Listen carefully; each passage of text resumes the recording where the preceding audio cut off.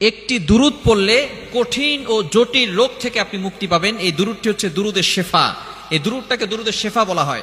এই দুরূদটা যদি পড়ে আপনি পানিতে ফু দিতে পারেন, এরপরে ওই পানিটা খেলে আল্লাহ পাক রব্বুল আলামিন কঠিন ও জটিল রোগ থেকে আল্লাহ তাআলা আপনাকে হেফাজত করবেন। মনে রাখবেন, আল্লাহ তাআলা কিন্তু কোরআনের ভিতরে শেফা দিয়েছেন।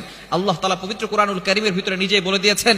আল্লাহ তাআলা বলছেন 15 নম্বর পারা 9 নম্বর পৃষ্ঠা 2 নম্বর লাইন সূরা বানী ইসরাঈলের 82 নম্বর আয়াতে আল্লাহ বলছেন, ওয়ানুনাজ্জিলু মিনাল কুরআন মা হুয়া শিফাউন ওয়া রাহমাতুল লিল মুমিনিন।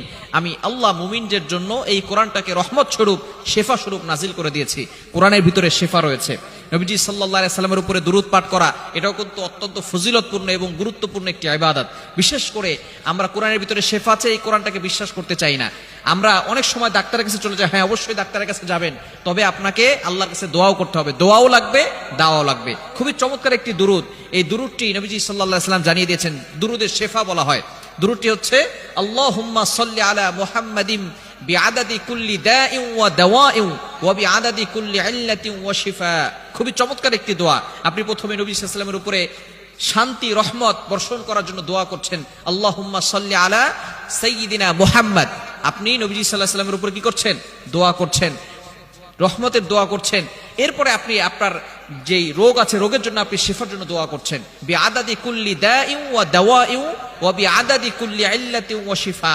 এটা আপনি পানিতে পড়বেন। কতবার পড়বেন?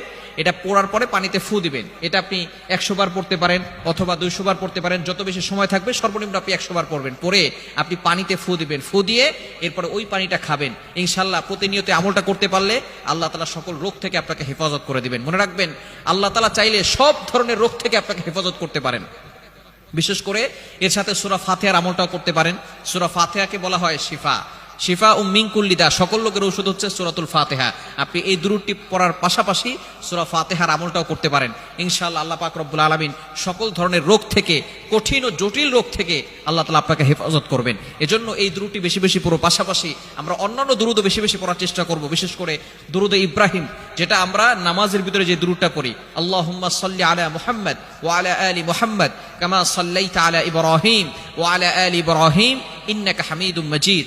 আল্লাহুম্মা বারিক আলা মুহাম্মদ ওয়া আলা আলি মুহাম্মদ কামা বারাকতা আলা ইব্রাহিম ওয়া আলা আলি ইব্রাহিম ইন্নাকা হামিদুম মাজিদ। এই দুরূদগুলো আমরা বেশি বেশি পড়ব। বিশেষ করে দুরূদে শিফা, অসুস্থ হয়ে গেলে কঠিন ও জটিল রোগ থেকে বাঁচার জন্য দুরূদে শিফার আমলটা করব। আল্লাহ তাআলা আমাদের সকলকে এই আমলটি করার তৌফিক দান করেন।